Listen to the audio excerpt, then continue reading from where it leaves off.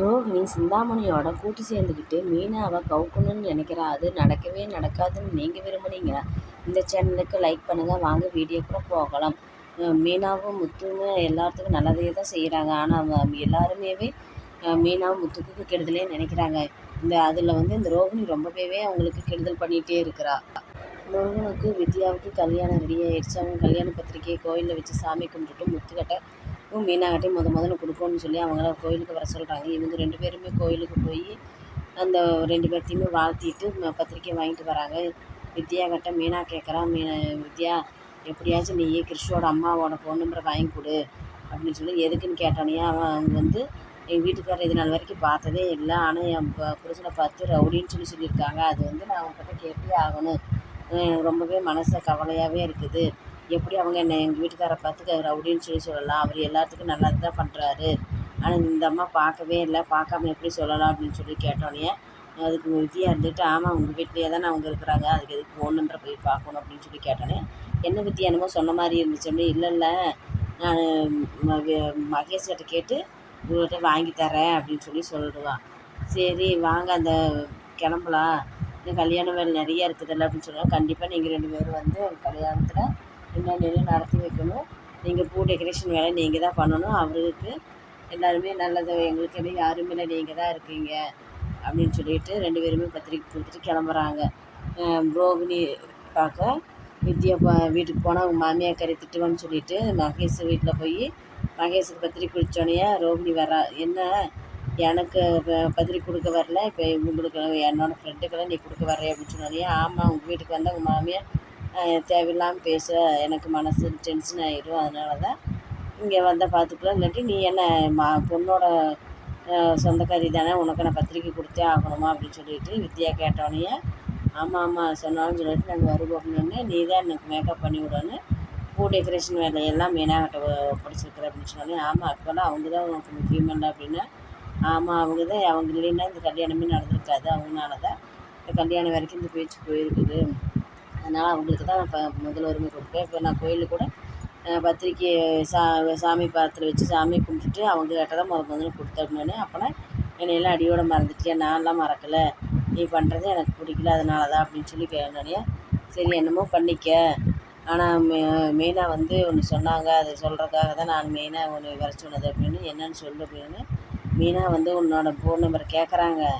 நான் கொடுக்கட்டும் அப்படின்னு. என்னோடய ஃபோன் நம்பர்? ஆமாம் கிறிஷோட அம்மா நீ தானே, உன்னோட ஃபோன் நம்பர் கேட்குறாங்க, நீ தான் அவங்கள ரவுடின்னு சொல்லியிருக்கிறியாம்மா, அதை உங்கள்கிட்ட கேட்கணும்னு சொல்கிறாங்க அப்படின்னு. ஆமாம் அன்றைக்கி சொன்னேன், அவர் ரவுடியாக தானே இருக்கிறா அப்படின்னு சொன்னோடனே ஏண்டி அவர் நல்லவர், 2 பேருமே நல்லவங்க, அவங்கக்கிட்ட இந்த பிரச்சனையை சொன்னேன்னா அதுக்கு ஒரு சொல்யூஷன் சொல்லி உனக்கு தீர்வு பண்ணி வைப்பாங்க. நீ அது இல்லாமல் திரும்ப போய் பேசி பிரச்சனை பெருசாகிக்கிட்டு இருக்கிறியா அப்படின்னு சொல்லிட்டு வித்யா கேட்பா. ஆனால் இப்போ இருக்க இப்போ வித்யாவுக்கு ரோஹிணிக்கு அடிக்கடி சண்டை வந்துகிட்டே இருக்குது. ஆனால் ரோஹிணி ரொம்பவே வித்யா மேலே கோவப்படுறான். வித்யா எல்லாமே நல்லதுங்க தான் சொல்கிறான், ஆனால் அவன் புரிஞ்சிக்கவே மாட்டேங்கிறான். என்றைக்கு நல்லா வசமாக மாட்ட போகிறாங்கிறது தெரியல. முத்துவும் மீனாவும் பணத்தை சேர்த்து உண்டியில் போடுறாங்க மேலே மாடியில் வீடு கட்டுறதுக்காக. சீக்கிரம் வீடு கட்டியே ஆகணும் அப்படின்னு. என்னங்க இன்றைக்கி நிறைய பணம் இருக்குது? ஆமாம் எனக்கு இன்றைக்கி சவாரிக்காரங்க வந்தாங்க, அவங்க எல்லா இடத்துக்கும் என்னையே கூட்டிகிட்டு போக சொல்லிட்டாங்க. அவங்களுக்கு நான் டிரைவிங் பிடிச்சிருக்குன்னு சொல்லிவிட்டு இனிமேல் இங்கே எப்படியோ சீக்கிரம் பணத்தை சேர்த்து மேலே மாடி வீடு கட்டணும். என்னங்க ரொம்பவே அவசரப்பட்டீங்க வீடு கட்டுறதுக்குன்னு? ஆமாம் எல்லாருமே எப்போ பார்த்தாலே உங்கள் வீட்டில் விசேஷம் இல்லையான்னு கேட்குறாங்க. அதனால் நம்ம குழந்தைகள்லாம் வளர்க்குறதுக்கு இந்த கால் ஆகாது. அதனால் நமக்கு மேலே வீடு கட்டி நம்ம குழந்தைங்க பெருசாகணும் அப்படின்னு சொல்லிட்டு சரிங்க நான் அப்படியே அம்மாட்ட சொல்லிவிட்டு கோயிலில் முன்னாடி ஒரு பெரிய கட் அவுட் வைக்கலான்ட்டு இருக்கிற பூ டெக்கரேஷன் வேலைக்குமே அப்படியே ஃப்ளவர் புக்கே ஃப்ரூட்ஸ் புக்கேக்கும் நான் கட் அவுட் அடித்து வைக்கலான்ட்டு இருக்கிறேன் அப்படின்னு சொன்னோன்னே சரி செய் நல்லா தானே அப்படின்னு சொன்னோன்னே இப்போ தான் உனக்கு கல்யாண ஆர்டர் நிறைய வருதுன்னு எங்கெங்கே வருது, வர ஆர்டரை சிந்தாமணிக்கு எடுத்து விட்டுருவேன் எப்படியாச்சு. அதனால் எப்படியும் கொஞ்சம் நம்ம 2 பேரும் பணம் சேர்த்து சீக்கிரம் வீடு கட்டுற ஐடியாவில் இருக்கணும் அப்படின்னு சொன்னோன்னே சரின்னு சொல்லி முத்து சொல்கிறான். இது எல்லாம் கேட்டுட்டு ரோஹிணி இவளை எப்படியாச்சும் ஏதோ ஒரு வழி பண்ணணும் அப்படின்னு சொல்லிட்டு நினச்சிட்ருக்குறான்.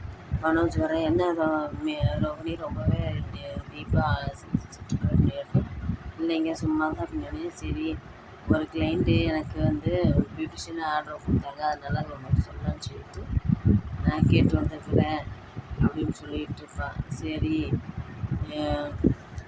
மீனாவுக்கு தான் இந்த ஆர்டரை கொடுக்கலான்னு பார்த்தேன், நீ எதை சொல்லுவேன், அதனால் உங்கள்கிட்ட எதை கேட்டுட்டு கொடுத்துக்கலாம் அப்படின்னா, சரி விடுங்க, அந்த ஆர்டரை எங்கிட்டே கொடுங்க, நான் பார்த்துக்கிறேன் அப்படின்னு சொல்லிட்டு போய் சிந்தாமணிகிட்ட சொல்கிறேன். இப்படி ஒரு பெரிய ஆர்டர் வருது, என் கிளைண்ட்டு அவங்க நல்லா வசதியானவங்க, அதனால் இந்த ஆர்டரை நீ எடுத்து பண்ணுறேன் அப்படின்னு. ஏன் நீ திடீர்னு எடுத்து பண்ண என்னை பண்ண சொல்கிற அப்படின்னு சொன்னேன். ஆமாம், அவன் எனக்கு மெயினாக வந்து எனக்கு எதிரி, அதனால தான் உன்னையும் சொல்ல சொல்கிறேன் அப்படின்னு சொல்லி சொன்னானே. சரி அப்படின்னு சொல்லி சொல்கிறேன். எனக்கு வந்து பெரிய பெரிய ஆளுகள்னால அது தெரியும், அதனால் அவங்க கிளைண்ட்டுக்கிட்டலாம் சொல்லி உங்களுக்கு வர ஆர்டரை நானே வாங்கி தரேன் அப்படின்னு சொல்லி சொன்னேன். சரின்னு சிந்தாமணி, சரி திடீர்னு என்கிட்ட சொல்ல காரணம் என்ன அப்படின்ட்டு, அம்மா இருங்க சொல்கிறேன் அப்படின்ட்டு, நீங்கள் எப்படியாச்சு மீனாவோட அம்மா கோயிலில் அவங்க பூ கட்டிகிட்டு இருக்காங்களா, அந்த கடையை காலை பண்ணி வைக்க சொல்லணும், அதுக்காக தான் அப்படின்னு. சரி, அது சின்ன மேட்டர், அது நான் நல்லா பார்த்து முடிச்சு விட்றேன் அப்படின்னு சொல்லி சொல்கிறா. சிந்தாமணி போடுற பிளானுமே ரோகிணி நினைக்கிற நினைப்புமே நடக்கவே நடக்காது அப்படின்னு நீங்கள் விரும்புனீங்கன்னா இந்த சேனலுக்கு லைக் பண்ணுங்கள், சப்ஸ்கிரைப் பண்ணுங்கள்.